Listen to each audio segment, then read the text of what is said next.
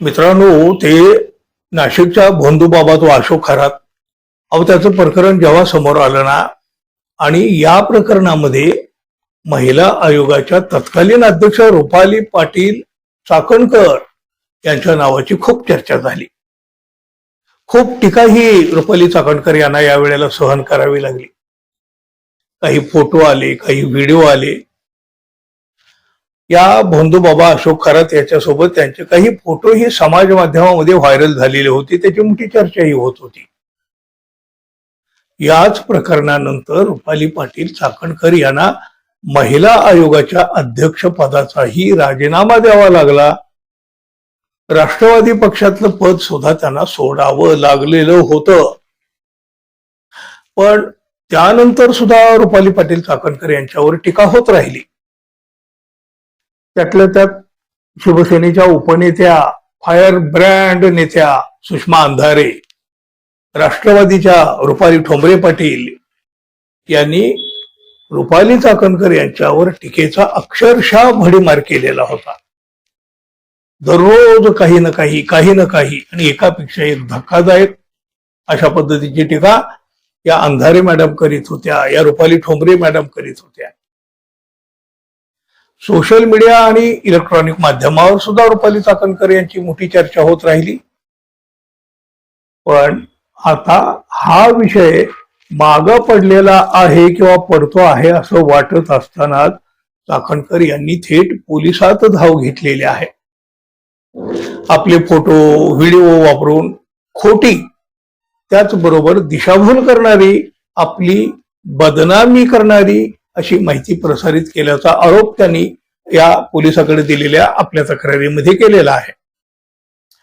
Social media बरोबरच electronic माध्यमांना सुद्धा त्यांनी जबाबदार धरलेला आहे. सोशल मीडियातील पोस्टवर अश्लील, अपमानास्पद आणि लैंगिक स्वरूपाच्या प्रतिक्रिया देऊन आपली बदनामी करण्यात आलेली आहे. याशिवाय विविध व्यक्तींनीही आपले फोटो व्हिडिओ वापरून आपल्या बाबत आरोप केलेले आहेत असं त्यांनी आपल्या या तक्रारीत म्हटलेलं आहे.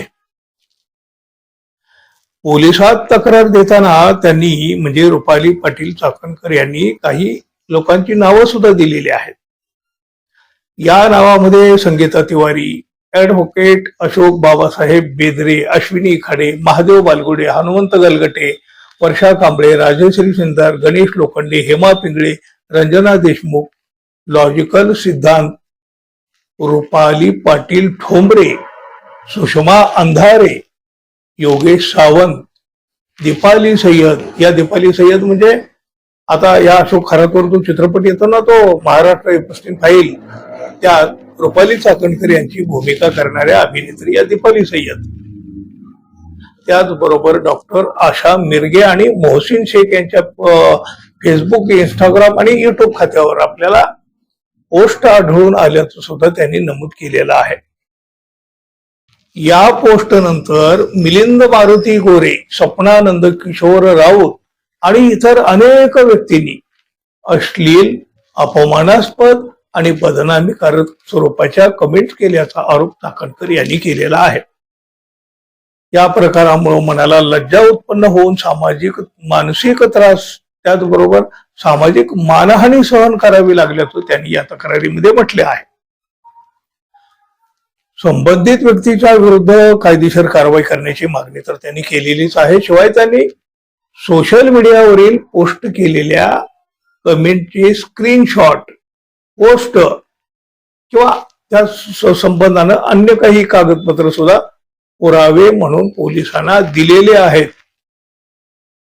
रुपाली पाटील चाकणकर यांच्या तक्रारीनंतर आता पोलिसांनी गुन्हा दाखल केलेला आहे.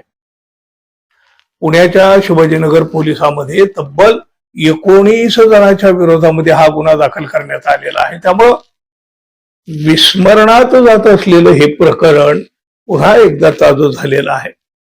आणि यानंतर आता राजकीय पडसाद कशा पद्धतीने उमटतात हे पाहावं लागेल. विशेषतः सुषमाताई अंधारे आणि रुपाली ठोंबरे पाटील यांच्या प्रतिक्रिया येणार आणि त्या आक्रमक अशाच येणार.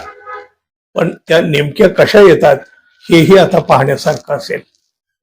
पाहूया. मित्र हो, धन्यवाद. पुन्हा भेटू. नमस्कार.